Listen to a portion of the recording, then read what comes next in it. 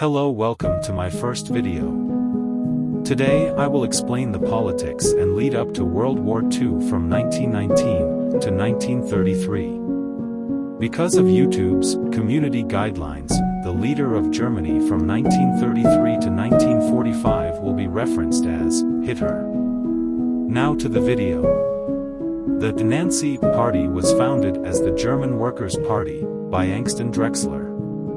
During that year, Hitler attended one of the German Workers' Party's meetings. With Hitler's energy and leadership skills, would soon get him to run the party, which would be renamed to National Socialist German Party in 1920. Hitler had made a 25-point program that would become the basis for the Nazi Party. Hitler's program had called for the Weimar Republic to abandon the Treaty of Versailles, and for the German people to expand their lands and influence. These demands would be followed by a wave of anti-Semitic art and writings. By 1921, Hitler had ousted most of the other Nazi Party leaders, seizing full control of the party. Under Hitler's leadership, the Nazi Party grew quietly and steadily in its home base of Bavaria. Hitler's Nazi Party had organized strong armed groups to help protect people in the Nazi Party's rallies and meetings. These strong armed groups drew their members from paramilitary organizations and war veterans that had fought during the Great War. Organized under the name Sturmabteilung. In 1923, Hitler and his Nazi Party supporters felt strong enough to stage the Beer Hall Putsch, an unsuccessful attempt to gain control over the Bavarian state government, in hopes that it would trigger nationwide insurrection against the Weimar Republic.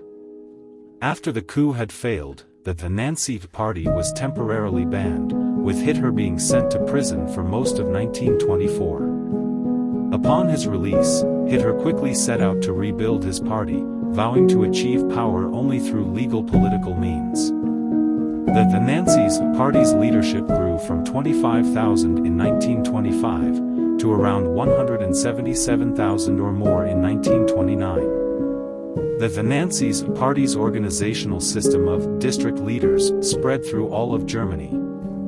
At this time, the party began contesting the municipal, state, and federal elections with increasing frequency.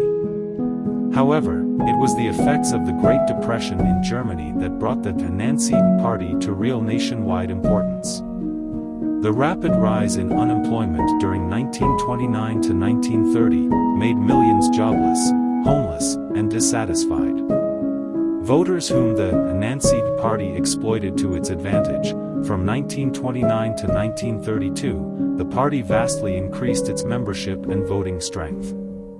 The Nazi Party's votes in the Reichstag, German parliament, increased from 800,000 in 1928 to about 14 million votes in July of 1932. This emerged as the largest voting bloc in the Reichstag, with 230 members, 38% of the total vote.